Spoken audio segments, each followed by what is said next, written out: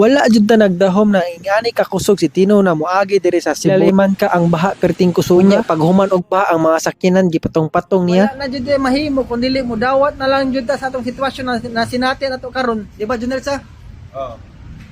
Mao na nagpadayon lang gihapon mig pamaligya no bisag nagiamig bagyo. Di naman jud na mausap ato ang dagat sa tong panahon. Sao pa na paghinoktok sa problema diya kung dili lang jud ka mangitag paagi para masolba siya. Mangita na lang po tag paagi para makabarog ta. Mao original solution para makabarog mga pagsulay na gihatag sa tuwa. Mao na giingon na laban lang jud gihapon ta. Bahala ang panahon na dili mo laban sa tuwa basta kita magpadayon gihapon. Unya ato ang mga customer karon nagkanam-anan na pug kanaghan no kay nagabot-abot sila. Mao nang gipaspasan na lang pug luto sa tong amigo no kay mao lagi ang linya perti na pong taasa kay nangabot na sila. Wala lang po ko halos nakabidyo sa mga customer kay camera mo pong duha wala may kauban na makaback up diri dapita. Pinakalas na lang po ni giluto sa tong amigo no kay nahurot na ang mga stock niya.